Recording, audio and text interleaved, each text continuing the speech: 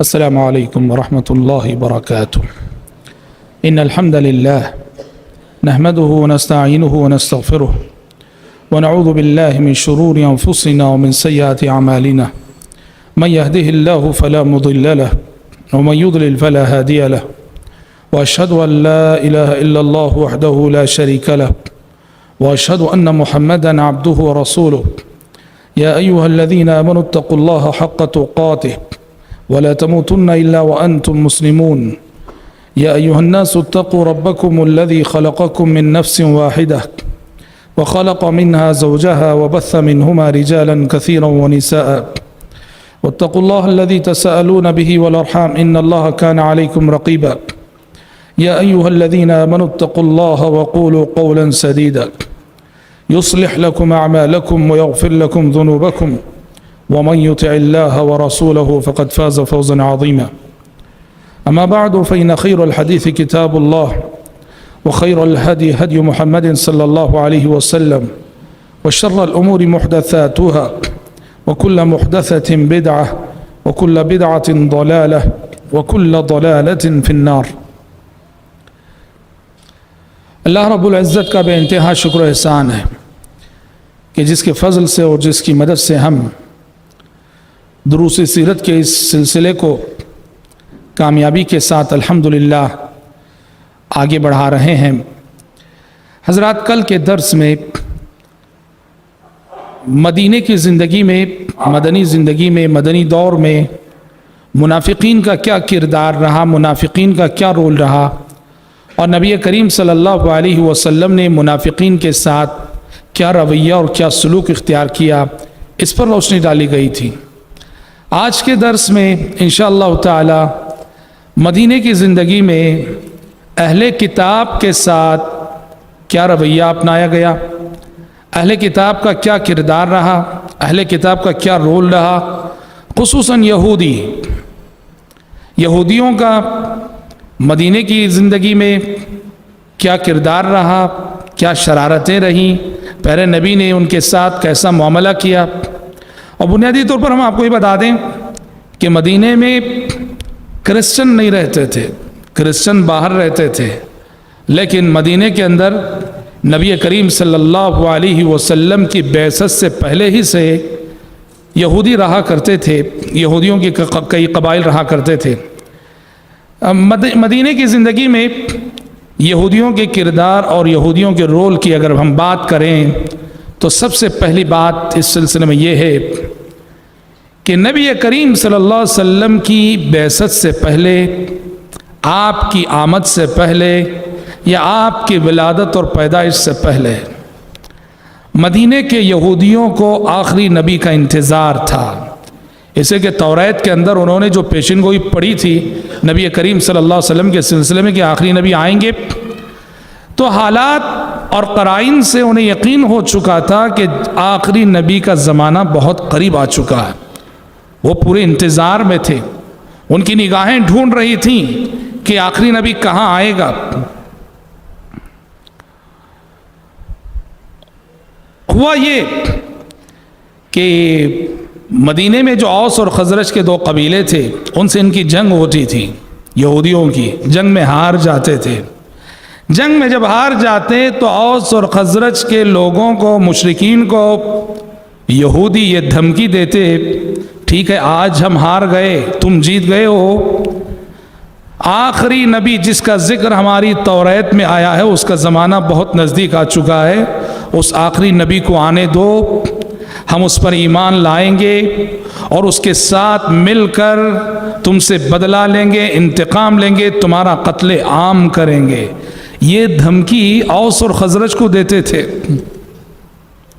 لیکن اللہ اکبر، جب وہ آخری نبی آ گئے تو یہ یہودی تو ایمان نہیں لائے، سب سے پہلے کافر ہو گئے. اس لیے قرآن نے یہودیوں سے خطاب کر کے کہا وَلَا تَكُونُوا أَوَّلَ كَافِرٍ بِهِ، کہ اس نبی کی دعوت کا سب سے پہلے انکار کرنے والے نہ بنو تم، جبکہ تمہیں اس نبی کا انتظار تھا.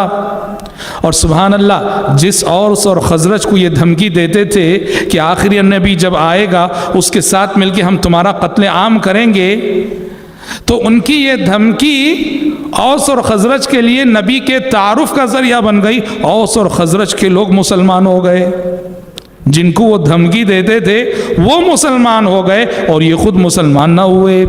اور مسلمان نہیں ہونے کا سبب، مسلمان نہیں ہونے کی وجہ کیا ہے؟ اس لیے کہ وہ سمجھ رہے تھے کہ آخری نبی، آخری رسول ہمارے خاندان سے، ہماری برادری سے، ہماری نسل سے آئے گا. ہوا ایسا نہیں. ہدایت، نبوت، رسالت یہ اللہ تعالیٰ کا خاص انعام ہے. یہ کوئی کسبی چیز نہیں کہ انسان چاہ کر اس کو حاصل کرے.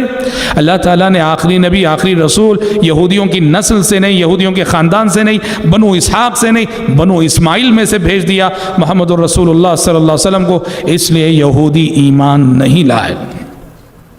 حضرات، پیارے نبی کا یہودیوں سے سب سے پہلے سامنا، کیونکہ مکے میں تو یہودی نہیں تھے، البتہ مدینے میں بیٹھ کے شرارتیں کر رہے تھے. کیا کر رہے تھے؟ مکے کے کافروں کو سکھا کے بھیجتے تھے، جاؤ محمد سے یہ پوچھو، وہ پوچھو، یہ سوال کرو، وہ سوال کرو. پوچھو کہ ذوالقرنین کون تھا، پوچھو کہ روح کیا چیز ہے، پوچھو کہ اصحاب کہف کون تھے. مدینے میں رہ کر سکھا کے بھیجتے تھے. مکے کے کافروں کو شرارتیں ہوتی تھیں.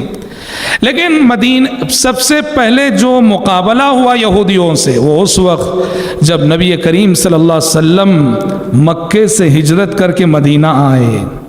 مدینہ جب آئے تو آپ نے دیکھا کہ مدینے میں اوس اور خزرج کے مشرکین کے ساتھ ساتھ یہودیوں کی اچھی خاصی آبادی بسی ہوئی ہے.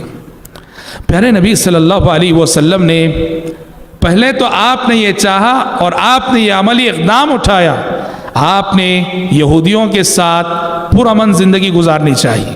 آپ نے چاہا کہ خامخواہ ان سے لڑائی مول لینا، جنگ کا ماحول پیدا کر لینا یہ آپ کو پسند نہ تھا. آپ نے یہودیوں کے ساتھ مل بیٹھ کر یہ طے کیا کہ چلو تم اور ہم، مدینہ تمہارا بھی شہر ہے، ہمارا بھی شہر ہے. مدینے کی زندگی کو پرامن زندگی بناتے ہیں، مدینے کی زندگی کو پیسفل بناتے ہیں. مدینے کی حفاظت تم بھی کرو گے، ہم بھی کرو گے. مدینے کا دشمن تمہارا دشمن ہے، ہمارا دشمن ہے. تو یہی وجہ ہے کہ جیسے ہم نے بتایا، جیسے ہی آپ صلی اللہ علیہ وسلم ہجرت کر کے مدینہ آ گئے، آپ نے یہودیوں کے ساتھ باقاعدہ ایک معاہدہ کیا جسے سیرت کی کتابوں میں میثاق مدینہ کے نام سے جانا جاتا ہے. لیکن ان یہودیوں نے بعد کی زندگی میں اس معاہدے کا پاس و لحاظ نہیں رکھا، جیسا کہ ہم ابھی دیکھیں گے. جب موقع ملا انہوں نے غداری کی، جب موقع ملا انہوں نے عہد شکنی کی، تب پیارے نبی مجبور ہوئے ان کے خلاف کارروائی کرنے کے لیے، جیسا کہ ہم دیکھیں گے. اور ہم آپ کو یہ بات بھی بتا دیں، پیارے نبی صلی اللہ علیہ وسلم آغاز عہد مدنی میں، یعنی مدنی دور کی ابتدا میں، مدنی دور کے آغاز میں، جب آپ نے یہودیوں کے ساتھ عہد و پیمان کیا تھا، آپ یہودیوں کو قریب کرنا چاہتے تھے. یہی وجہ ہے کہ اللہ تعالیٰ نے بھی آپ کو حکم دیا مدینہ آنے کے بعد کہ اے پیغمبر، نماز میں بیت المقدس کو قبلہ بنا لو جو اہل کتاب کا قبلہ ہے.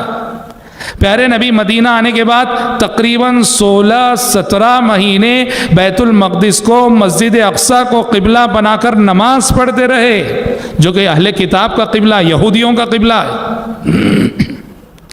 لیکن جب یہودیوں کی شرارتیں بڑھتی گئیں تو پیارے نبی ایک تو تحویل قبلہ کا بھی حکم آ گیا. یہ حکم آیا 16-17 مہینے بعد کہ اے پیغمبر، بیت المقدس کے بجائے اب خانہ کعبہ آپ کا قبلہ ہے، خانہ کعبہ کی جانب مڑ جائیے. فولی وجہک شطر المسجد الحرام. اور اس کے بعد سے خود نبی کریم صلی اللہ علیہ وسلم یہودیوں کی شرارتوں کو دیکھتے رہے، اور یہودیوں کی شرارت کو دیکھ کر آپ صلی اللہ علیہ وسلم نے ہر قدم، ہر معاملے میں یہودیوں کی مخالفت کرنے کی ٹھان لی. چنانچہ آپ دیکھیں گے کتنی تعلیمات حدیثوں میں پیارے نبی نے محض اس لیے دی ہیں کہ یہودیوں کی مخالفت ہو. آپ نے کہا یہودی جوتا چپل پہن کے نماز نہیں پڑھتے، تم جوتا چپل پہن کے نماز پڑھو، ان کی مخالفت کرو اور ان کو جلاؤ. آپ نے کہا یہودی ان کے بال جب سفید ہو جاتے ہیں، داڑھی کے بال اور سر کے بال، یہودی اس کو رنگ دے نہیں، تم ان کی مخالفت کرو اور اپنے بالوں کو خضاب لگاؤ. یہودی عاشورہ کا ایک روزہ رکھتے تھے، پیارے نبی نے کہا یہودیوں کی مخالفت کرو اور تم 2 روزے رکھو۔ اتنی مخالفت کی کہ مدینے کے ایک یہودی کو ایک مرتبہ کہنا پڑا کہ یہ شخص محمد ہر معاملے میں ہماری مخالفت کر کے رہتے ہیں، کسی معاملے میں ہماری مخالفت کیے بغیر نہیں رہ رہے، ہر معاملے میں جہاں ہم کچھ کر رہے ہیں ہماری مخالفت کر رہے ہیں۔ تو پیارے نبی صلی اللہ علیہ وسلم نے باقاعدہ ہماری عبادات، ہمارے طور طریقوں، ہماری تہذیب، ہمارے کلچر میں ایک ایسی انفرادیت عطا کی کہ جس میں یہودیوں سے مشابہت نہ ہونے پائے، اور آپ نے یہ وعید بھی سنا دی کہ من تشبہ بقوم فہو منہم، جو کسی قوم کی مشابہت اختیار کرے لباس پوشاک میں، تہذیب میں، کلچر میں، وہ انہی میں سے ہو جائے گا۔ حضرات، مدینے میں بنیادی طور پر یہودیوں کے 3 قبیلے رہتے تھے۔ ایک بنو قینقاع، ایک قبیلے کا نام تھا بنو قینقاع، دوسرے قبیلے کا نام تھا بنو نذیر، اور تیسرے قبیلے کا نام تھا بنو قریظہ۔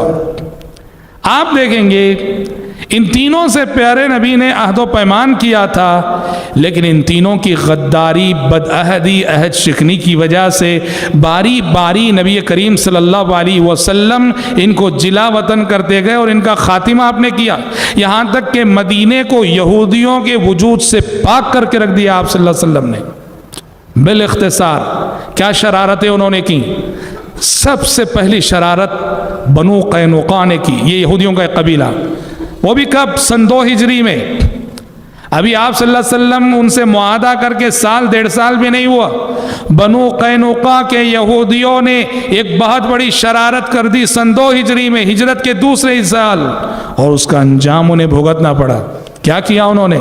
ایک مسلمان عورت، باحیا عورت، پردہ دار عورت یہودیوں کے مارکیٹ میں گئی۔ مدینے میں یہودیوں کا مارکیٹ تھا، بہت سارے کاروبار یہودیوں کے قبضے میں تھے مدینے میں۔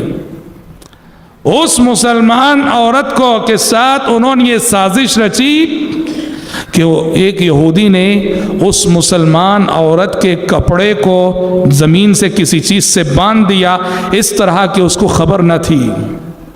جیسے ہی وہ بیچاری بیٹھی ہوئی خاتون اٹھی پوری تیزی سے تو اس کا کپڑا کھل گیا اور نعوذ باللہ وہ برہنہ ہو گئی۔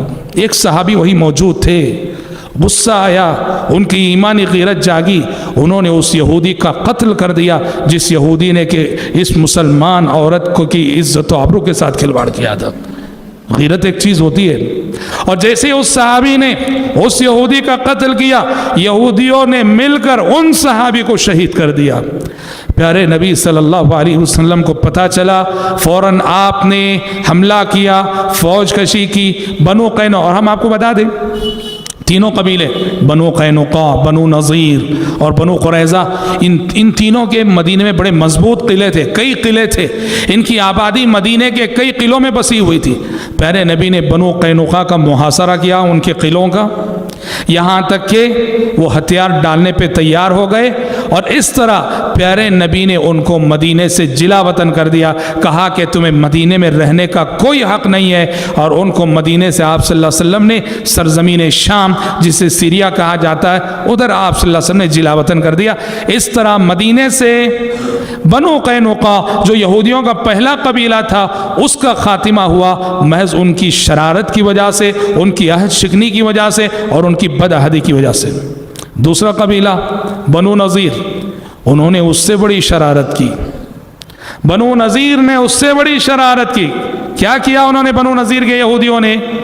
ایک مرتبہ نبی کریم صلی اللہ علیہ وسلم، جیسا کہ ہم نے سریہ بئر معونہ کے واقعات کی تفصیلات میں بیان کیا تھا کہ عامر بن امیہ الضمری جو وہاں سے بچ کر آنے میں کامیاب ہو گئے تھے، 70 صحابہ کو جو شہید کیا گیا تھا، اور راستے میں غلطی سے 2 کافروں کا ان سے قتل ہو گیا تھا۔ پہلے قتل کر دیا انہوں نے، اور بعد میں دیکھا کہ ان دونوں کے پاس نبی کریم صلی اللہ علیہ وسلم کی جانب سے امان نامہ ہے، بہت نادم ہوئے، پیارے نبی سے آ کے عرض کیا تو پیارے نبی نے ان دونوں کافر مقتولوں کی دیت ادا کی، اور دیت کے سلسلے میں بنو نذیر کے پاس گئے، اللہ کے نبی بنو نذیر کے یہودیوں کے پاس، کیونکہ دیت جیسا کہ میں بتایا ایک جان کی دیت 100 اونٹ ہوتی تھی، 100 ऊंट एक जान की दियत, और काफिर हो तो 50 ऊंट। प्यारे नबी ने बनु नज़ीर के से ताउन लेने के लिए कहा कि ये 2 आदमियों की दियत अदा करनी है, और चूंकि हमारे और तुम्हारे दरमियान मुआहदा है, चलो इस दियत की अदायगी में तुम भी मदद करो। दियत के सिलसिले में बात करने के लिए गए तो इन यहूदियों को शरारत सूझी। क्या शरारत सूझी? उन्होंने नौजुबिल्लाह बदतरीन साजिश की, और साजिश ये की कि प्यारे नबी जिस दीवार के पास बैठे हुए थे, उन्होंने ये प्लानिंग की कि दीवार के ऊपर से एक चट्टान, एक पत्थर बड़ा गिरा देंगे और नबी करीम सल्लल्लाहु अलैहि वसल्लम का खातिमा कर देंगे। वो प्लानिंग हो रही थी। प्यारे नबी बैठे हुए, आसमान से जिब्रील अमीन तशरीफ़ लाए, और तशरीफ़ लाकर नबी करीम सल्लल्लाहु अलैहि वसल्लम को यहूदियों की इस साजिश की खबर दे दी। प्यारे नबी फ़ौरन वहाँ से उठ गए, फौरन वहां से उठ गए और तैयारी की। तैयारी करके फौज लाकर आप सल्लल्लाहु अलैहि वसल्लम ने बनु नज़ीर का मुहासरा कर लिया। उनके किलों को चारों तरफ से मुहासरा कर लिया। कई दिन बनु नज़ीर घिरे रहे। आखिर मजबूर होकर उन्होंने भी हथियार डाल दिए। शर्त यह तय पाई कि बनु नज़ीर अपने किले छोड़कर, अपना माल छोड़कर, अपनी दौलत छोड़कर, सब कुछ छोड़कर मदीने से निकल जाएंगे। चुनांचे बनु नज़ीर के यहूदी उस वक्त मदीना छोड़कर खैबर चले गए, कुछ लोग शाम चले गए। इस तरह उनकी शरारत की वजह से, उनकी बदअहदी की वजह से मदीने से एक और यहूदी कबीला बनु नज़ीर पाक हुआ। अब ले दे के सिर्फ मदीने में एक यहूदी कबीला रह गया था, और वो बनु कुरैज़ा। और बनु कुरैज़ा की जो शरारत थी वो तो हम बता चुके। ग़ज़वा अहज़ाब में, ग़ज़वा खंदक में, जब प्यारे नबी सल्लल्लाहु अलैहि वसल्लम और सहाबा 10,000 की फ़ौज जो मुशरिकीन की जानिब से आई हुई थी उसके मुकाबले के लिए खड़े हुए थे, तो ऐन मुकाबले के वक्त बनु कुरैज़ा के यहूदियों ने मुसलमानों के साथ अहद शिकनी कर दी थी, गद्दारी कर दी थी। और उस वक्त मुसलमान यूं कहिए कि चक्की के 2 पाटों के दरमियान आ गए थे। आगे देखो तो 10,000 मुशरिकीन, पीछे देखो तो बनु कुरैज़ा के यहूदी। इनका मुकाबला किया जाए या पीछे जो यहूदी उनका मुकाबला किया जाए, बड़ा नाजुक वक्त था। कुरान मजीद ने वो मंजर कशी की, इज़ जाऊकुम मिन फौक़िकुम व मिन अस्फल मिनकुम व इज़ ज़ाग़तिल अब्सार व बलग़तिल क़ुलूबुल हनाजर व तज़ुन्नून बिल्लाहि ज़ुनूना। बहरहाल हमने तफसीलात बयान की हैं। ग़ज़वा अहज़ाब ख़त्म हुई, 10,000 की फ़ौज मुशरिकीन की चली गई। मुसलमान मदीने को लौटे, प्यारे नबी मदीने को लौटे, और प्यारे नबी अभी अपने हथियार उतार के गुस्ल करने जा रहे थे कि जिब्रील अमीन तशरीफ़ लाए। जिब्रील अमीन ने तशरीफ़ ला के कहा, ए मोहम्मद तुम लोगों ने हथियार उतार दिए जबकि अभी फ़रिश्तों ने हथियार नहीं उतारे हैं। अल्लाह का हुक्म है कि अभी अभी निकलना है और इसी हालत में बनु कुरैज़ा पे हमला करना है।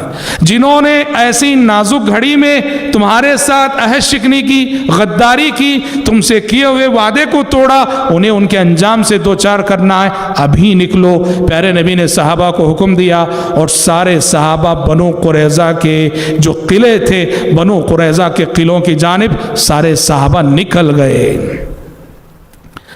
जाते हुए प्यारे नबी ने सहाबा से कहा कि देखो बनु कुरैज़ा में जा रहे हो, याद रखो, ला युसल्लियन्ना अहदुकुमुल अस्र इल्ला फी बनी कुरैज़ा। आपने कहा कि आज असर की नमाज बनु कुरैज़ा ही में पढ़ना। सहाबा से क्या कहा आपने? आज की तुम्हारी असर की नमाज बनु कुरैज़ा में होनी चाहिए। अब सहाबा जा रहे हैं, ज़रा कई किलोमीटर दूर था बनु कुरैज़ा के किले। तो हुआ ये कि सूरज डूबने लगा और अभी सहाबा बनु कुरैज़ा को नहीं पहुंचे हैं। सूरज डूब गया तो असर की नमाज का वक्त निकल गया।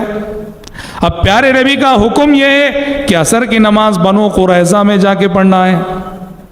अब सूरज डूब रहा है, सहाबा बनु कुरैज़ा को नहीं पहुंचे। इख्तिलाफ हो गया, सहाबा में इख्तिलाफ हो गया। कहा कि बाज़ों ने कहा कि भाई आज सूरज डूब जाए सही, चूंकि अल्लाह के नबी का फरमान है असर की नमाज बनु कुरैज़ा में पढ़ना, हम बनु कुरैज़ा ही में जाके पढ़ेंगे। उन्होंने नमाज नहीं पढ़ी, सूरज डूब रहा है, डूब जाने दिया। बनु कुरैज़ा पहुंचकर मगरिब के वक्त असर की नमाज अदा की। صحابہ کی ایک جماعت، ایک گروپ نے کہا دیکھیے اللہ کے نبی کے فرمانے کا مطلب یہ تھا، مقصد یہ تھا کہ ہم عصر تک بنو قریظہ کو پہنچ جائیں، سورج ڈوبنے سے پہلے بنو قریظہ کو پہنچ جائیں۔ چونکہ نہیں پہنچے ہیں، اب نماز کا وقت ختم ہو رہا ہے، اب ہم راستے ہی میں پڑھ لیں گے۔ کچھ صحابہ نے راستے ہی میں سورج ڈوبنے سے پہلے نماز پڑھ لی۔ پیارے نبی کو پتا چلا، پیارے نبی نے نہ ان کو برا کہا نہ ان کو برا کہا، نہ ان کو غلط کہا نہ ان کو غلط کہا۔ تو مسائل میں جو اختلاف ہوتا ہے دو طرح کا، ایک ہے میں بھی نبی کی سنت کو فالو کرنے کی جستجو کر رہا ہوں اور آپ بھی نبی کی سنت کو فالو کرنے کی جستجو کر رہے ہیں، اختلاف ہو جائے۔ جیسے خود سلفی علماء میں نماز کے بعد رکوع کے بعد ہاتھ رکھنا ہے کہ نہیں؟ جی، شیخ بن باز، شیخ عثیمین کہتے ہیں رکھنا ہے، علامہ البانی کہتے ہیں نہیں رکھنا ہے۔ دونوں کی جستجو اتباع سنت، یہاں ایک دوسرے کی تقلید نہیں ہونی چاہیے، ایک دوسرے کی تجہیل نہیں ہونی چاہیے۔ ہاں ایسا اختلاف کہ قول رسول، فعل رسول، سنت رسول کے مقابلے میں کسی امام کے عمل کو لا رہا ہوں، جی کسی امام کی قول کو لا رہا ہوں، یہ اختلاف مذموم ہے۔ اس لیے کہ یہاں ایک شخص سنت رسول کی پیروی کرنا چاہ رہا ہے اور دوسرا جو امام کی اندھی تقلید کرنا چاہ رہا ہے۔ اس اختلاف کی اسلام میں اجازت نہیں ہے، اس اختلاف کی اجازت نہیں ہے۔ یہاں دونوں صحابہ کا مقصد نبی کی سنت کو سمجھنا، نبی کی سنت کو فالو کرنا، اسی لیے پیارے نبی نے نہ ان کو برا کہا نہ ان کو برا کہا۔ تو بہرحال پیارے نبی صلی اللہ علیہ وسلم اور صحابہ بنو قریظہ پہنچے۔ بنو قریظہ پہنچ کر ان کے بھی کئی قلعے تھے، ان کے قلعوں کو چاروں طرف سے گھیر لیا، محاصرہ کر لیا۔ جب محاصرہ کر لیا گیا چاروں طرف سے تو بنو قریظہ کے یہودیوں نے دیکھا اب کوئی چارہ نہیں ہتھیار ڈالنے کے سوا۔ انہوں نے اللہ کے نبی سے ایک ریکویسٹ کی کہ ہم کوئی بھی ڈیسیشن لینے سے پہلے ہم مشورہ کر لینا چاہتے ہیں، مسلمانوں میں سے ہمارے دوست ابو لبابہ ہیں، ذرا ابو لبابہ کو بھیج دیجئے۔ صحابی رسول ابو لبابہ رضی اللہ عنہ گئے اور یہودیوں نے ان سے پوچھا کہ اللہ کے نبی ہمارے بارے میں کیا ارادہ رکھتے ہیں، کیا فیصلہ کریں گے؟ ابو لبابہ رضی اللہ عنہ نے اشارہ کر دیا اس طرح سے، سمجھتے ہیں کہ نہیں، کہ اللہ کے نبی کا فیصلہ یہ ہے تم سب کو ختم کریں گے آج۔ حالانکہ ان کو یہ کہنے کا پرمیشن نہیں تھا، اجازت نہیں تھی کہ نبی کے فیصلے سے ان کو آگاہ کرائیں۔ بہرحال انسان تھے، بشر تھے، جی سہو ہو گیا، بھول ہو گئی رضی اللہ عنہ ارضا۔ لیکن جیسے ہی باہر نکلے یہودیوں کے پاس سے اتنے نادم ہوئے، اتنے پشیمان ہوئے، سیدھے گئے جا کر اپنے آپ کو مسجد نبوی کے ستون سے باندھ لیا۔ ایک رسی لی اور رسی لے کر مسجد نبوی کے ستون سے باندھ لیا، کہا کہ جب تک اللہ کے نبی خود آ کر اپنے دست مبارک سے مجھے نہیں کھولیں گے میں اسی طرح سے ایک مجرم کی حیثیت سے بندہ رہوں گا۔ صحابہ کی یہی خصوصیت تھی، اللہ اکبر۔ بشری تقاضے ان پہ غالب آتے تھے، انسان ہونے کے ناطے کبھی کبھی بھول ہو جاتی تھی، لیکن کتنا جلد وہ لوٹ کر آتے تھے، کتنا جلد وہ توبہ کرتے تھے، کتنا جلد وہ نادم ہوتے تھے، کتنا جلد وہ شرمندہ ہوتے تھے۔ ان الذین اتقوا اذا مسهم طائف من الشیطان تذکروا فاذا هم مبصرون۔ اللہ کے متقی بندوں کی پہچان یہ ہے کہ جب کبھی شیطان کے راستے پہ چل پڑتے ہیں فوراً اللہ کی عذاب کو یاد کر لیتے ہیں، اللہ کی عظمت کو یاد کر لیتے ہیں۔ فَإِذَا هُمْ مُبْصِرُونَ، اور بصیرت انہیں حاصل ہو جاتی ہے، جو بصیرت گناہ کی سمت انہیں بڑھنے سے روک دیتی ہے۔ تو ابو لبابہ نے اپنے آپ کو مسجد نبوی کے ستون سے باندھ لیا، کہا کہ جب تک پیارے نبی کو خود آ کر اپنے دست مبارک سے میری رسیاں نہیں کھولیں گے آج ابو لبابہ ایک مجرم قیدی کی حیثیت سے اسی طرح بندہ رہے گا۔ چنانچہ خود نبی کریم صلی اللہ علیہ وسلم کو آ کر اپنے دست مبارک سے ان کی رسیاں کھولنی پڑی، صلوات اللہ وسلم علیہ۔ ہوا یہ بہرحال محاصرہ جاری تھا بنو قریظہ کا چاروں طرف سے۔ بنو قریظہ نے آخری میں یہ کہا کہ ہم ایک شرط پہ ہتھیار ڈالتے ہیں۔ کہا کیا شرط؟ کہ سعد بن معاذ ہمارے حق میں جو فیصلہ کریں گے وہ فیصلہ ہمیں منظور ہے۔ سعد بن معاذ کے وہ بڑے جلیل القدر صحابی تھے، یہودیوں سے اچھے تعلقات تھے، یہودیوں سے ان کے اچھے تعلقات تھے. بنو قریظہ کے یہودیوں نے کہا سعد بن معاذ وہ سمجھ رہے تھے کہ سعد بن معاذ دوستی میں ذرا نرم فیصلہ کر دیں گے. اس نے کہا کہ سعد بن معاذ ہمارے حق میں جو فیصلہ کریں وہ منظور ہے, ان کے فیصلے پہ ہم ہتھیار ڈالتے ہیں. اور سعد بن معاذ اس وقت نہیں تھے فوج میں, کیونکہ غزوہ خندق میں ان کو زخم آیا تھا اور مسجد نبوی میں ایک ٹینٹ لگا کر پیارے نبی نے ان کو وہاں چھوڑ رکھا تھا. یہودیوں کی یہ کہنے پر سعد بن معاذ کو بلایا گیا. وہ آئے, پیارے نبی صلی اللہ علیہ وسلم نے صحابہ سے کہا آگے بڑھ کے ان کا استقبال کرو, اٹھو تمہارے سردار آ رہے ہیں. انصار سے کہا تمہارے سردار آ رہے ہیں, قوموا الی سیدکم, اٹھو تمہارے سردار کی جانب استقبال کرو. ان کا استقبال ہوا. اب سعد بن معاذ نے فیصلہ کیا, کہا کہ اللہ کے نبی میرا فیصلہ یہ ہے کہ ان یہودیوں میں سے جو بھی بالغ ہیں, بلوغت کو پہنچے ہوئے ہیں, مرد ان کے سارے قتل کر دیے جائیں اور ان کے بچوں کو, ان کی عورتوں کو غلام بنا لیا جائے. پیارے نبی نے کہا کہ اے سعد تم نے بالکل فیصلہ الہی کے مطابق فیصلہ دیا ہے, اللہ کی قضا کے مطابق تم نے فیصلہ دیا ہے. اللہ کا فیصلہ بھی بالکل یہی تھا. یہودیوں کے خواب و خیال میں بھی نہیں تھا کہ سعد بن معاذ اتنا خطرناک ڈیسیشن لیں گے. اور ہم آپ کو بتا دیں اس دن 400 یہودی مارے گئے. اور میں آپ کو بتاؤں یہ بات بھی, پورے عہد نبوت میں اللہ کے نبی کے زمانے میں 80 سے زائد جنگیں ہوئیں, اور 80 سے زائد جنگوں میں دونوں طرف سے مسلمان جو شہید ہوئے, کافر جو مارے گئے, یہودی جو مارے گئے, کل ملا کر 1100 سے زائد تعداد نہیں ہوئی, 1000 کچھ. دونوں طرف کے جو شہداء اور مقتولین ہیں اس میں سے 400 جو ہے بنو قریظہ کے. سوچو کتنا پرامن انقلاب اللہ کے نبی لائے. انشاءاللہ صلح حدیبیہ پہ ہم بحث کریں گے, تو انشاءاللہ کل صلح حدیبیہ پہ ہماری گفتگو آئے گی, تو اس پر ہم تفصیل سے اس ناحیے سے روشنی ڈالیں گے. 400 یہودی مارے گئے. اور ہم آپ کو بتائیں اتنا سخت فیصلہ کیوں کیا گیا ان کے حق میں. اتنا سخت فیصلہ اس لیے کیا گیا ان کے حق میں کہ ان کی شرارت بھی اتنی عظیم تھی. پیارے نبی کے ساتھ, مسلمانوں کے ساتھ ایک ایسے وقت میں انہوں نے غداری کی تھی جب پہلے سے 10,000 کی تعداد میں مشرکین کی فوج آئی ہوئی ہے, اور 10,000 کے مقابلے میں مسلمان کھڑے ہوئے ہیں, اور وہ خود ناقابل تسخیر فوج تھی. ایسے موقع پہ انہوں نے غداری کی تھی. اتنا بڑا جرم تھا, اور اس جرم کی سزا یہی ہونی چاہیے تھی, اور وہ سزا دی گئی. 400 یہودی اس دن مارے گئے. اس طرح دیکھو مدینہ یہودیوں سے پاک ہو گیا, مدینہ پوری طرح سے پاک ہو گیا. اچھا, اب یہودی جا کے بسے تھے خیبر میں. مدینے سے جن یہودیوں کو نکالا گیا تھا وہ جا کے بسے تھے خیبر میں. خیبر میں بھی چپ نہیں بیٹھے, وہاں جا کر وہاں بیٹھ کے شرارتیں کر رہے تھے, مشرکین کو مسلمانوں کے خلاف اکسا رہے تھے. تو پیارے نبی نے چاہا کہ وہاں بھی جا کے ان کی خبر لینی چاہیے. تو سن 7 ہجری میں صلح حدیبیہ کے بعد غزوہ خیبر پیش آیا, جب پیارے نبی نے خیبر میں بیٹھ کے شرارت کرنے والے یہودیوں پہ حملہ کیا تھا. آپ صلی اللہ علیہ وسلم گئے, آپ نے ان پہ حملہ کیا, اور وہاں بھی قلعوں میں محصور تھے. آپ نے ان کے قلعوں کو جو ہے چاروں طرف سے گھیر لیا. کئی قلعے تو پہلے فتح ہو گئے الحمدللہ.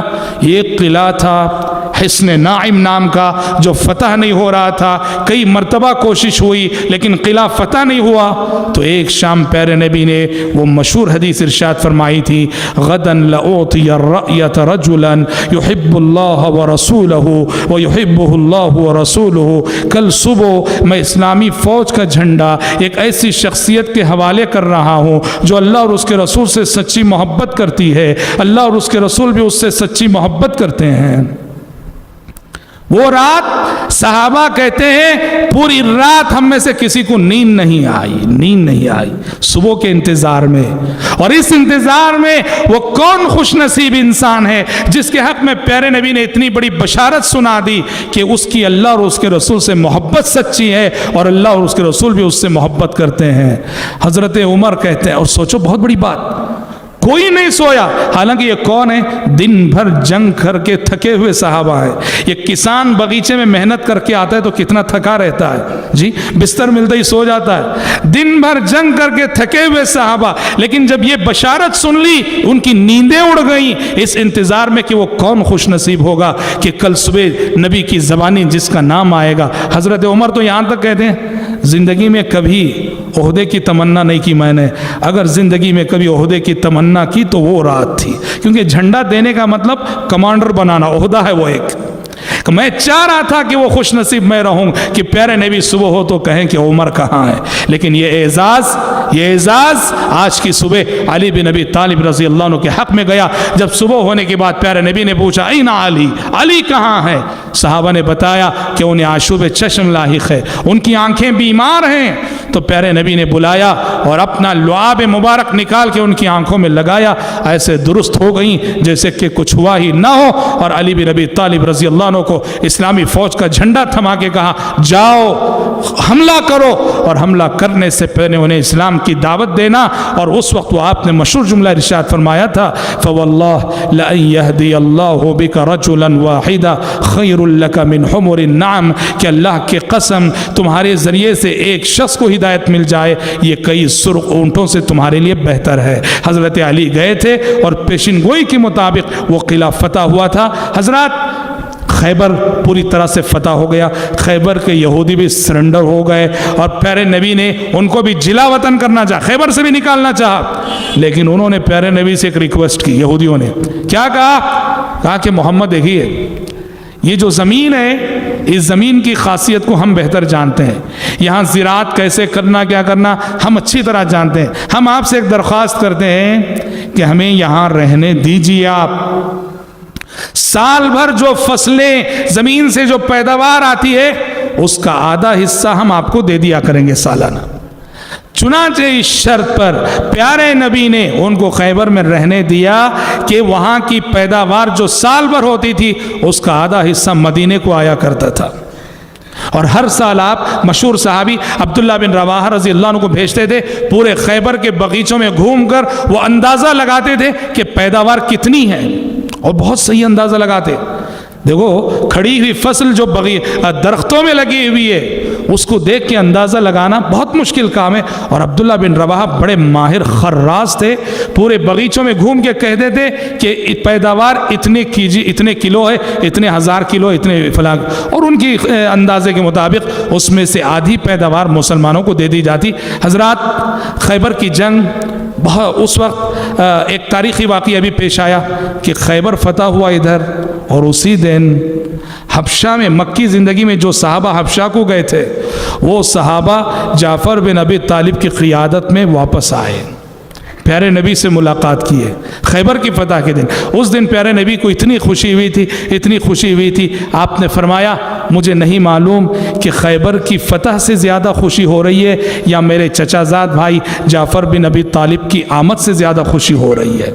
बहुत खुशी हुई आप सबको। और खैबर के दिन ही गधे का गोश्त हराम हुआ था, उस दिन तक गधे का गोश्त मुसलमान खा रहे थे, बल्कि ख़ुद खैबर जब फतह हुआ यहूदियों के काफ़ी गधे मुसलमानों को मिले, सहाबा ने गधे ज़बा किए, ज़बा करके पका रहे थे हांडियों में, समझ रहे कि नहीं। प्यारे नबी ने पूछा अला अय्यि शैइन तूक़िदून, क्या बना रहे हो, क्या पका रहे हो? सहाबा ने कहा गधे का गोश्त बन रहा है। प्यारे नबी ने कहा अल्लाह ताला ने अब गधे के गोश्त को क़ियामत तक के लिए हराम कर दिया है, बहा दो इन बर्तनों को। सारे सहाबा ने अपने बर्तन बहा दिए थे। खैबर के दिन गधे का गोश्त हमेशा के लिए हराम किया गया, वरना उससे पहले अरब के लोग बाकायदा गधे का गोश्त खाया करते थे।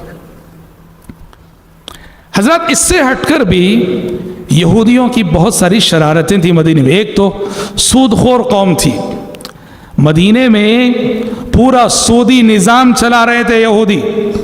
सूद पे बड़ी बड़ी रकमें देकर औस और खजरज के काफिरों को इन्होंने ग़ुलाम बना रखा था। और कुरान मजीद कहता है अक्कालून लिस्सुहत, ये कौम सूदखोर कौम है। अक्काल सीग़े मुबालगा अरबी ज़बान में बहुत ज़्यादा खाने वाले, अक्काल के माने होते हैं बहुत ज़्यादा खाने। अक्कालून लिस्सुहत, ये बहुत ज़्यादा सूद खाने वाली कौम है। और उनकी तारीख़ पूरी बताती, आज भी दुनिया के सूदी निज़ाम को यही कौम चलाती है। दुनिया का पूरा माशी निज़ाम इसी कौम के हाथ में है। पूरी दुनिया को इस कौम ने सूदी निज़ाम में जोड़ रखा है। सूद की लानत और सूदी निज़ाम चलाना, सूदी कारोबार चलाना, गरीबों का खून चूसना, ये कौम यहूद की अलामत रही है। और आज तक ये कौम सूदी निज़ाम को चला रही है और दुनिया के गरीबों का खून चूस रही है। حضرات عہد مدنی میں ایک شرارت یہودیوں نے یہ بھی کی تھی کہ پیارے نبی کو یہودیوں نے زہر دیا تھا۔ خیبر فتح ہونے کے بعد خیبر ہی کی ایک یہودی عورت جس کا نام تھا زینب بنت الحارث، اس نے گوشت میں، بکرے کا گوشت، اس کو معلوم تھا کہ پیارے نبی کو بکرے میں جو ہاتھ آتا ہے، ہاتھ کا گوشت بہت پسند تھا اللہ کے نبی کو، اس نے باقاعدہ ایک بکرا ذبح کر کے اس کا جو ہاتھ ہے اس میں خوب زہر ملا کر پیارے نبی کے آگے پیش کر دیا۔ پیارے نبی اپنے ایک اور صحابی بشر بن برا بن معرور رضی اللہ عنہ کے ساتھ پیارے نبی نے وہ گوشت کھا لیا۔ پیارے نبی نے جیسے ہی منہ میں گوشت رکھا فوراً آپ نے تھوک دیا اور آپ نے کہا کہ اس ہڈی نے اور اس گوشت نے مجھے خبر دی کہ اس میں زہر ملا ہوا ہے۔ وہ خاتون پکڑ کے لائی گئی۔ آپ نے کہا تم نے کیوں ایسا کیا؟ اس نے کہا کہ میں نے اس لیے آپ کو زہر دیا ہے، میں یہ معلوم کرنا چاہ رہی تھی کہ آپ سچے رسول ہیں کہ جھوٹے رسول۔ اگر آپ سچے ہیں تو آپ بچ جائیں گے، جھوٹے ہیں تو آپ کھا کے مر جائیں گے۔ پیارے نبی نے درگزر کر دیا، معاف کر دیا اس کو، لیکن اس زہر کے اثر سے آپ کے ساتھ جو صحابی گوشت کھائے تھے، جی ہاں بشر بن برا بن معرور، وہ شہید ہو گئے زہر کے اثر سے۔ تب اللہ کے نبی نے بدلہ لیتے ہوئے، قصاص لیتے ہوئے اس یہودن کو قتل کر دیا تھا قصاص میں۔ لیکن پیارے نبی کو اللہ نے بچا لیا، حفاظت کر لی، لیکن وفات کے وقت بھی، موت کے وقت بھی آپ فرما رہے تھے کہ وہ اس زہر کا اثر آپ صلی اللہ علیہ وسلم وفات کے وقت بھی محسوس کر رہے تھے، اس زہر کی تکلیف موت کے وقت بھی آپ صلی اللہ علیہ وسلم محسوس کر رہے تھے۔ وفات کے وقت آپ نے فرمایا تھا وفات کے قریب کہ اس خیبر کے دن جو زہر دیا گیا تھا آج بھی میں اس کی تکلیف محسوس کر رہا ہوں۔ ایک شرارت یہ، اور ایک اور بدترین شرارت جو یہودیوں نے کی، وہ کیا ہے؟ جادو کیا۔ جادو کیا نبی کریم صلی اللہ علیہ وسلم پر۔ اور یہودیوں کی تاریخ بتاتی ہے، تاریخ میں یہودیوں میں بڑے بڑے جادوگر پیدا ہوئے ہیں، انہوں نے جادو سے بڑی دلچسپی لی۔ قرآن نے کہا وَاتَّبَعُوا مَا تَتْلُو الشَّيَاطِينُ عَلَى مُلْكِ سُلَيْمَانَ، کہ یہودیوں نے آسمانی وحی کو پس پشت ڈال کر جادو کی کتابوں کے پیچھے پڑ گئے۔ سلیمان علیہ السلام کے دور میں جادو سیکھنے سکھانے کا رواج یہودیوں میں بہت عام ہو گیا، اور عہد مدنی میں مدینے میں بڑے بڑے جادوگر یہودی تھے۔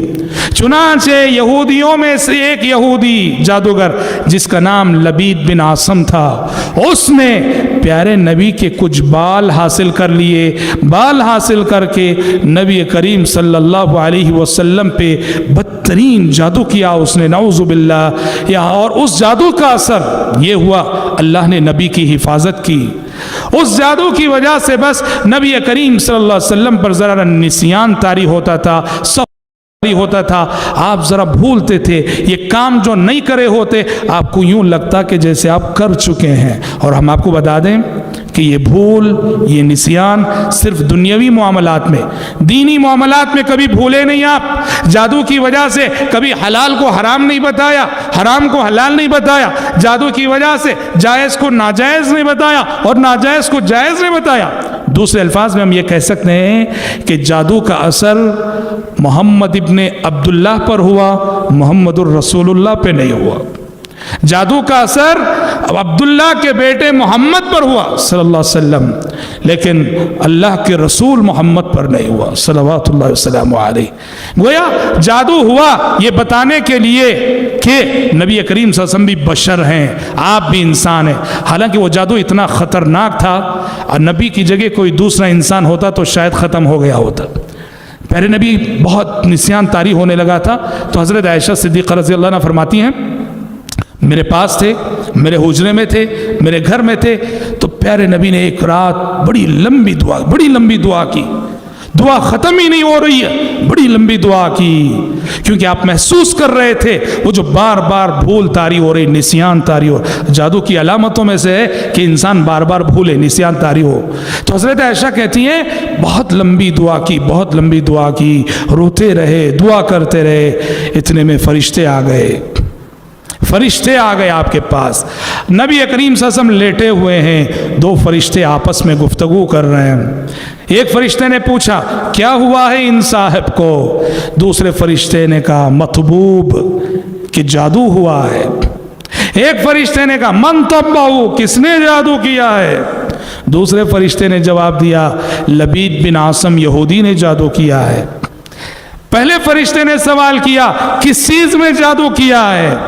کہا کہ بالوں اور کنگھی میں جادو کیا ہے۔ پہلے فرشتے نے سوال کیا جادو کر کے کہاں ڈالا گیا ہے؟ کہا کہ بئر زروان، زروان نامی کنویں میں ڈالا گیا۔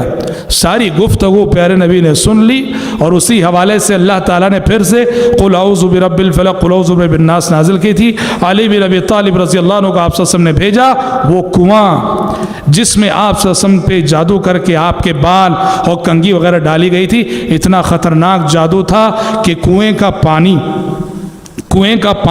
اس کا رنگ ایسے بدل گیا تھا، اتنا گاڑھا ہو گیا تھا جیسے اگر آپ مہندی کلائیں تو کیسے ہوتا ہے، مہندی کلائیں پانی میں تو جو کلر ہوتا ہے کنویں کا پانی بالکل، یعنی اتنا خطرناک جادو تھا وہ۔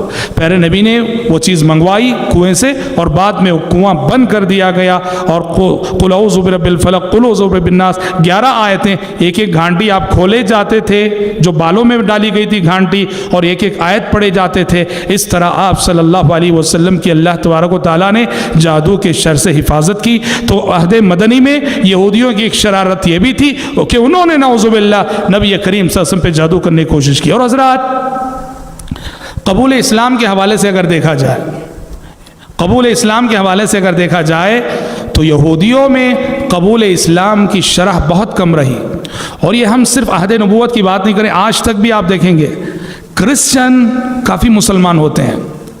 اللہ کے نبی کے زمانے میں بھی کرسچن بہت مسلمان ہوئے، لیکن یہودی بہت کم مسلمان ہوئے۔ سب سے نمایاں نام یہودیوں میں جو مسلمان ہوئے وہ یہودیوں کے اس دور کے بہت بڑے عالم عبداللہ بن سلام رضی اللہ عنہ کا آتا ہے۔ عبداللہ بن سلام کہتے ہیں پیارے نبی نئے مدینہ آئے ہیں، سارے مدینے میں مدینے کے گھر گھر میں یہ خبر ہے کہ ایک نبی آئے، ایک رسول آئے ہیں۔ عبداللہ بن سلام کہتے ہیں چونکہ بہت بڑے عالم تھے، جانتے تھے اور سچائی کو چاہنے والے صحابی تھے، کہتے ہیں میں نے کہا کہ دیکھتے ہیں یہ کون ہے نبی؟ کہتے ہیں دور سے میں نے اللہ کے نبی کو پہلی مرتبہ دیکھا، چہرے پہ نظر پڑی، میرے دل نے کہا کہ اللہ کی قسم یہ چہرہ کسی جھوٹے کا چہرہ نہیں ہو سکتا، چہرہ بتا رہا ہے، یہ نورانی چہرہ، یہ دمکتا چہرہ اور یہ چاند جیسا چہرہ یہ سچے انسان کا ہی چہرہ ہو سکتا ہے۔ کہتے ہیں پھر میں نزدیک گیا، قریب گیا، تو اس وقت پیارے نبی کی جو پیاری تعلیمات تھیں ان کو سن کر میرا دل اور گھائل ہو گیا اور میں کلمہ پڑھنے پہ مجبور ہوا۔ اس وقت آپ فرما رہے تھے یا ایھا الناس افشوا السلام واطعموا الطعام وصلوا الارحام وصلوا باللیل والناس نیام تدخلوا الجنة بسلام۔ جب آپ یہ فرما رہے تھے کہ لوگوں سلام کو عام کرو، رشتوں کو جوڑا کرو، دوسروں کو کھانا کھلایا کرو، راتوں کو اٹھ کے نماز پڑھو، سلامتی کے ساتھ جنت میں داخل ہو جاؤ گے۔ عبداللہ بن سلام کہتے ہیں میرے دل نے کہا یہ پیغمبر ہی کی تعلیمات ہو سکتی ہیں، مسلمان ہو گئے۔ اچھا کلمہ پڑھنے کے بعد عبداللہ بن سلام کیا کرے؟ پیارے نبی سے کہا کہ اللہ کے نبی دیکھیے یہودی آ رہے ہیں، میں دروازے کے پیچھے چھپ جاتا ہوں، ذرا پوچھئے میرے بارے میں کون ہوں۔ دروازے کے پیچھے چھپ گئے، یہودی آئے، پیارے نبی نے یہودیوں سے پوچھا عبداللہ بن سلام کے بارے میں کیا خیال ہے، کیسے انسان ہے وہ؟ یہودیوں نے عبداللہ بن سلام کہا خیرنا وابن خیرنا وابن خیرنا، عبداللہ بن سلام تو ہماری قوم اور ہمارے قبیلے کے سب سے افضل انسان ہیں، وہ نہیں، ان کے باپ بھی ویسے ہی فضیلت والے، ان کے دادا بھی ویسی فضیلت والے، بڑی فضیلت والا خاندان ہے ان کا۔ یہ کہنا تھا، عبداللہ بن سلام دروازے کے پیچھے سے نکل آئے اور کہا اشہد ان لا الہ الا اللہ واشہد ان محمدًا عبدہ ورسولہ۔ یہودیوں کے قدموں تلے سے زمین کھسک گئی، اور ایک منٹ پہلے خیرنا وابن خیرنا وابن خیرنا کہنے والے یہودیوں نے کہا شرنا وابن شرنا وابن شرنا، ہم میں کا سب سے برا انسان ہے یہ بھی، ان کا باپ بھی، ان کا دادا بھی، ان کا خاندان بھی ایسا ہی تھا۔ یہودی مزاج اس کو کہتے ہیں، یہودی طبیعت اس کو کہتے ہیں جی۔ ایک منٹ پہلے جو خیر تھے ان میں اسلام قبول کرنے کے ساتھ شر ہو گیا وہ۔ تو کرسچنوں کے مقابلے میں یہودیوں میں قبول اسلام کی شرح بہت کم ہے. ہاں کرسچنز، جیسا کہ میں نے کہا کہ نبی کریم صلی اللہ علیہ وسلم کے زمانے میں مدینے میں نہیں تھے کرسچن، مدینے کے باہر سے آتے تھے، اور الحمدللہ کرسچنوں میں نتیجہ بھی نکلا، رزلٹ بھی نکلا. اس لیے قرآن مجید نے کہا لَتَجِدَنَّ أَشَدَّ النَّاسِ عَدَاوَةً لِلَّذِينَ آمَنُوا الْيَهُودَ وَالَّذِينَ أَشْرَكُوا. اے پیغمبر، مسلمانوں کے لیے دشمنی کے اعتبار سے سب سے بڑے دشمن یہودی ہیں، پھر مشرکین ہیں، لیکن وَلَتَجِدَنَّ أَقْرَبَهُمْ مَوَدَّةً لِلَّذِينَ آمَنُوا الَّذِينَ قَالُوا إِنَّا نَصَارَى. ہاں مسلمانوں سے محبت، اپنائیت اور ہمدردی کے اعتبار سے دیکھو کرسچن زیادہ قریب ہیں مسلمانوں سے. ذَلِكَ بِأَنَّ مِنْهُمْ قِسِّيسِينَ وَرُهْبَانًا وَأَنَّهُمْ لَا يَسْتَكْبِرُونَ. اس لیے کہ ان میں عاجزی رکھنے والے، انکساری رکھنے والے راہب پائے جاتے ہیں، قسیس پائے جاتے ہیں.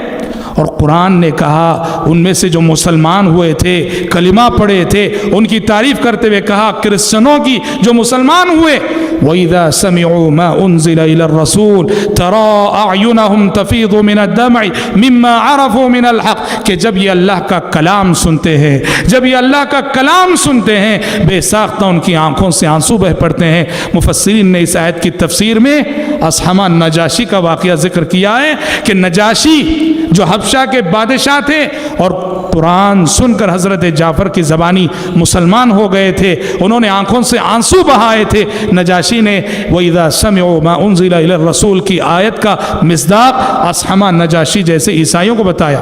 ہاں اللہ کے نبی کے دور میں یہ بھی ہوا کہ بعض عیسائی ایسے بھی آئے جنہوں نے حق کو قبول نہیں کیا.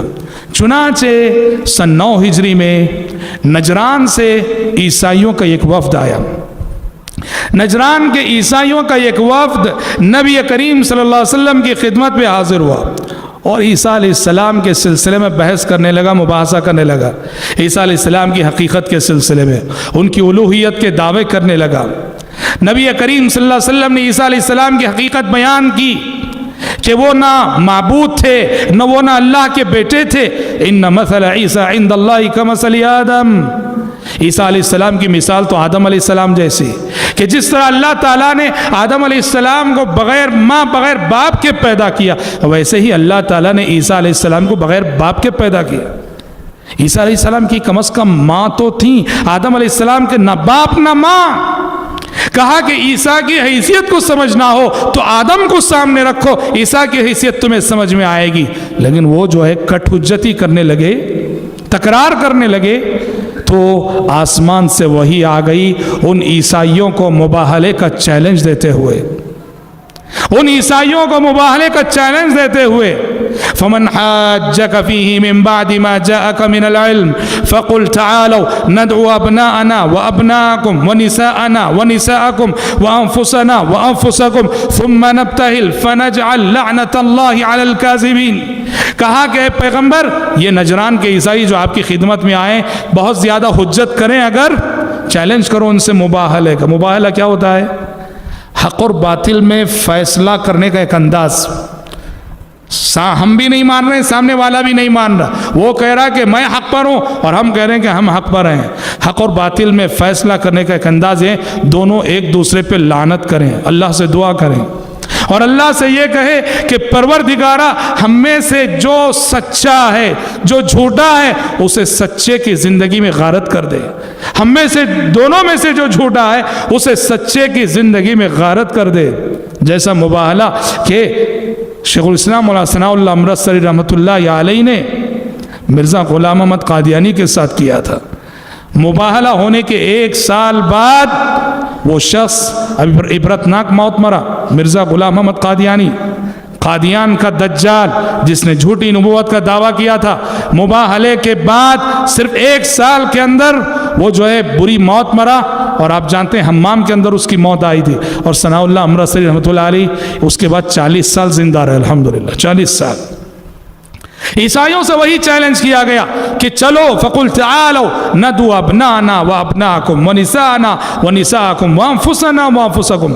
کہا کہ چلو میدان میں نکلو، ہم بھی، تم بھی، ہماری بیویاں بھی، تمہاری بیویاں بھی، ہمارے بچے بھی، تمہارے بچے بھی، ثم نبتہل، پھر ہم گڑ گڑا کے اللہ سے کہیں گے، فنجعل لعنت اللہ علی الکاذبین، اور کہیں گے کہ پروردگارہ جھوٹوں پر تیری لعنت برسا۔ پیارے نبی نے اس آیت کے نازل ہونے کے بعد علی کو بلا لیا، فاطمہ کو بلا لیا، حسن کو بلا لیا، حسین کو بلا لیا رضی اللہ عنہم اجمعین، مباہلہ کرنے کے لیے۔ عیسائی جانتے تھے کہ یہ سچے رسول ہیں، انہوں نے آپس میں مشورہ کیا، کہا محمد سے مباہلہ کریں گے تو فنا ہو جائیں گے ہم۔ انہوں نے کہا مباہلہ نہیں چاہیے، کہا کہ آپ جو ہم سے مطالبہ کریں گے ہم تیار ہیں۔ تو پیارے نبی نے کہا اگر اسلام قبول نہیں کرتے ہو، اپنے مذہب پہ قائم رہنا چاہتے ہو، تمہاری مرضی، بس جزیہ دے دینا۔ کہا چلو ہم جزیہ دیں گے۔ تو پیارے نبی نے ان کے ساتھ جزیہ وصول کرنے کے لیے مشہور صحابی ابو عبیدہ بن جراح کو بھیجا تھا، اور اسی وقت آپ نے یہ کہا تھا کہ میں تمہارے ساتھ اس امت کی امانت دار شخصیت کو بھیج رہا ہوں، امین هذه الامہ ابو عبیدہ ابن جراح، جزیہ وصول کرنے کے لیے ابو عبیدہ کو تمہارے ساتھ بھیجا۔ تو اس طرح کہنا یہ ہے کہ کرسچنز بعض ایسے بھی آئے جنہوں نے اسلام قبول نہیں کیا، لیکن عہد نبوت میں یہودیوں کے مقابلے میں کرسچنوں میں قبول اسلام کی شرح پائی گئی، اور آج تک بھی تاریخ وہی ہے، یہودیوں میں قبول اسلام کی شرح کم ہے اور کرسچنوں میں قبول اسلام کی شرح زیادہ ہے۔ یہ کچھ باتیں تھیں جو مدنی زندگی میں اہل کتاب سے متعلق تھیں۔ ہمارے 3 محاضرات باقی رہ گئے انشاءاللہ۔ کل کا ہمارا محاضرہ صلح حدیبیہ اور بادشاہوں کے نام جو خطوط لکھے آپ سے نے اس کے حوالے سے ہوگا۔ پرسوں انشاءاللہ تعالی فتح مکہ پر روشنی ڈالی جائے گی، اور آخری دن 10 تاریخ کو انشاءاللہ تعالی آخری حج نبی کریم صلی اللہ علیہ وسلم کا اور آپ کی وفات پر روشنی ڈالی جائے گی۔ دعا ہے رب العالمین سے اللہ تبارک و تعالی ہم سب کو، آپ سب کو اس بات کی توفیق عطا فرمائے کہ ہم اپنی عملی زندگی کو سیرت رسول کے سانچے میں ڈھالیں۔ اللہم آمین۔ وآخر دعوانا الحمد للہ رب العالمین، والسلام علیکم ورحمۃ اللہ وبرکاتہ۔